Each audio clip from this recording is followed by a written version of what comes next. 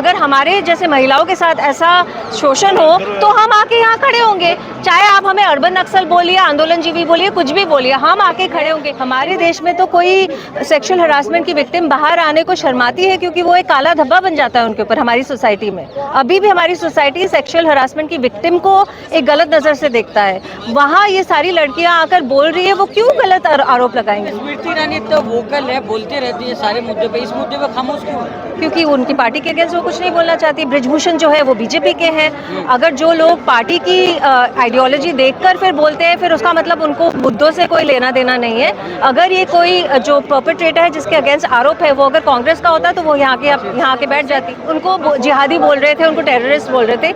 ये आए हैं इनके साथ खड़े होने के लिए, इनको पुलिस उठा के ले गई, और जिसको पुलिस को उठाना चाहिए वो आराम से बैठा है। वो ओपनली बोल रहा है कि मैंने किया है तो मेरे को पहले वो मैं रिजाइन नहीं करूंगा। धर्म के बेसिस में नहीं, जात के बेसिस में नहीं, किसी बेसिस में भी ये आंदोलन नहीं बटेगा।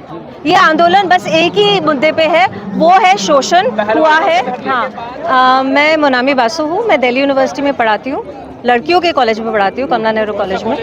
कमला नेहरू कॉलेज में। मैम किससे देख रही है अभी तक जो भाजपा की कोई महिला जो है, ये नेता जो है बोल नहीं रही है, कोई सब लोग जो है प्रियंका गांधी के बारे में बोल रहे हैं। बहुत शर्म की बात है ये, भाजपा का कोई भी नेता महिला भी नहीं बोल रही, ये बहुत ही शर्म की बात है।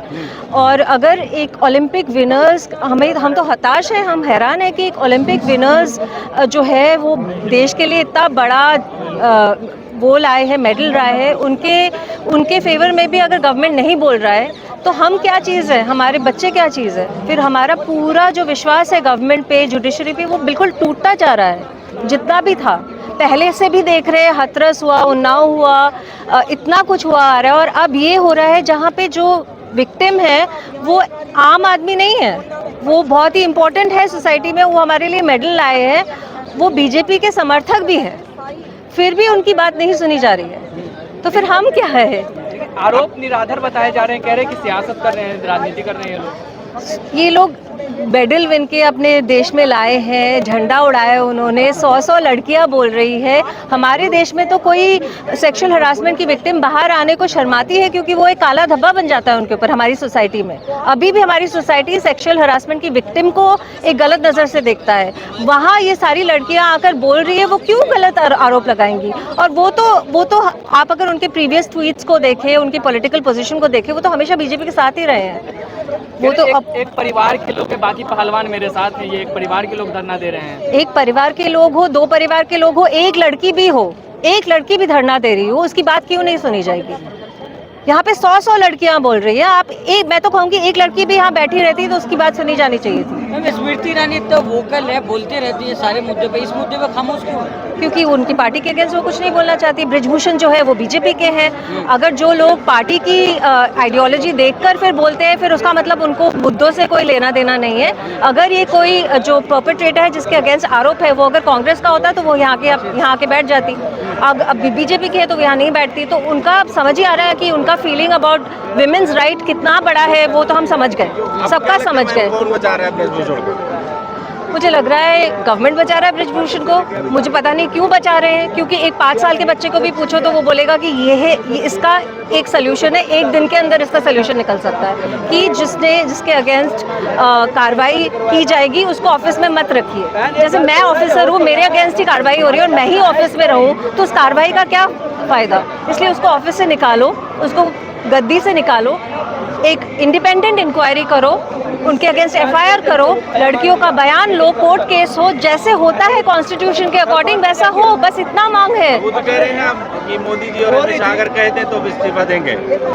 हाँ, तो मुझे तो ये एक तो पहली बात ये है कि जुडिशरी में मोदी जी और अमित शाह का क्या कहना। अगर उनके अगेंस्ट अगर कोई आरोप है तो फिर और वहाँ से अगर सीबीआई हो, जो भी हो, आके बोले कि इस्तीफा देना ज़रूरी है तो उनको इस्तीफा देना चाहिए। अगर पार्टी से बोले इस्तीफा दे तो इस्तीफा देना चाहिए। पर मोदी जी और अमित शाह जी भी कुछ नहीं बोल रहे हैं। मैं वो तो कह रहे हैं कि 1000 लोगों का शोषण करने में कोई शिलाजीत से लोग क्या कह रहा हूँ, टीवी पर बैठ के बात कर रहे हैं। हाँ, ये शर्म की बात है कि आज के दिन में हमारे देश में एक ओपनली इस तरह की बात हो रही है और उसको पुलिस पकड़ नहीं रही है। जहाँ की मैं बोलूँगी मेरे बच्चे कॉलेज के बच्चे आए थे प्रोटेस्ट करने, उनको जिहादी बोला गया। वो छोटे 18 साल के बच्चे हैं जिनको बुरा लग रहा है, वो खुद लड़कियां हैं। मेरी बेटी आई थी, एसएफआई से आए थे वो लोग, उनको पुलिस उठा के ले गई बेदर्दी से, उनको जिहादी बोल रहे थे, उनको टेररिस्ट बोल रहे थे। ये आए हैं इनके साथ खड़े होने के लिए, इनको पुलिस उठा के ले गई। और जिसको पुलिस को उठाना चाहिए वो आराम से बैठा है, वो ओपनली बोल रहा है कि मैंने किया है तो मेरे को पहले वो मैं रिजाइन नहीं करूंगा। किस हालत में हमारा जुडिशरी और हमारा लॉ एंड ऑर्डर सिचुएशन आ गया, आप ये सोचिए। आपकी क्या मजबूरी है मैम, क्योंकि इस केस में अगर आम आदमी होता तो उठा लिया गया रहता। बिल्कुल, तो पुलिस को ऊपर से ऑर्डर आ रहा है। Brijbhushan is very very powerful, उसके अपने कॉन्स्टिट्यूएंसी में उसके बहुत वोट है। बिल्कुल, आंदोलन में शाहीन बाग, टुकड़े टुकड़े गैंग, अर्बन नक्सल, तमाम क्या क्या आरोप लग रहे हैं कि ये लोग आ गए हैं, हाईजैक कर लिया गया है। हाईजैक हुआ है कि नहीं, हम लोग सब खड़े हुए हैं। हम भी दिल्ली यूनिवर्सिटी से आए हैं, हम एजुकेशन के मुद्दों पे खड़े होते हैं। हम भी आंदोलन जीवी है, जैसे मोदी जी कहते हैं आंदोलन जीवी। हम भी बात बात पे यहाँ पे आते हैं। अगर गवर्नमेंट से हमें कोई प्रॉब्लम है, हम कहाँ जाएंगे? यहीं आएंगे ना, जंतर मंतर में आके बोलेंगे, प्रोटेस्ट करेंगे। और अगर हमारे जैसे महिलाओं के साथ ऐसा शोषण हो तो हम आके यहाँ खड़े होंगे। चाहे आप हमें अर्बन नक्सल बोलिए, आंदोलन जीवी बोलिए, कुछ भी बोलिए, हम आके खड़े होंगे। इनफैक्ट मैं आपको ये बताऊँ, ये जो महिलाएं हैं, जो रेसलर्स है, उनका पॉलिटिकल आइडियोलॉजी और हमारा बिल्कुल मैच नहीं करता। उन्होंने एक ज़माने में बहुत कुछ सीए प्रोटेस्टर्स के अगेंस्ट भी बोला है, पर फिर भी हमारा आइडियोलॉजी है कि जो शोषित है उसके साथ खड़ा होना। मुझे पॉलिटिक्स से कोई लेना देना नहीं है। वो शोषित है, वो महिला है, वो कह रही है उनके साथ दुर्व्यवहार हुआ है, मैं आके यहाँ खड़ी रहूंगी, चाहे आप मुझे कुछ भी बोलिए। ठाकुर कह रहे हैं कि आप लोग जाइए, धरना खत्म कीजिए। कैसे धरना खत्म कर देंगे? क्यों खत्म करें?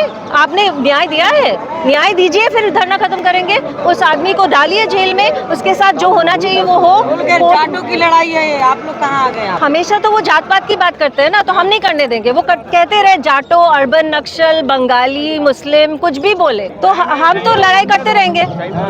हम तो नहीं मानेंगे। हम अपनी इस वाले आंदोलन में विभाजन होने नहीं देंगे। पॉलिटिकल बेसिस पे और एक नहीं, मुद्दा जो आप कहा ना, पॉलिटिकल बेसिस पे नहीं, धर्म के बेसिस पे नहीं, जात के बेसिस पे नहीं, किसी बेसिस पे भी ये आंदोलन नहीं बटेगा। ये आंदोलन बस एक ही मुद्दे पे है, वो है शोषण हुआ है। धरने के बाद ब्रिजभूषण वीडियो संदेश दे रहे हैं, कह रहे हैं कि बच्चे गलती कर रहे हैं, आप लोग गलती नहीं करिए। ये बच्चे हैं, पंचायत यहाँ ये बच्चे हैं। उन पे हाथ लगाते समय ये याद नहीं था कि ये बच्चे हैं। ये लोग कह रहे हैं कि जब इनसे बात करते थे, बात भी उनके शरीर पे हाथ लगा के करते थे। ये बच्चे हैं, वो तो अपने आप को बचाने के लिए कुछ भी करेंगे। पर हमारा काम ये है कि गवर्नमेंट से न्याय मांगना और न्याय पाना। हम यहीं बैठे रहेंगे जब तक गवर्नमेंट न्याय नहीं देगा।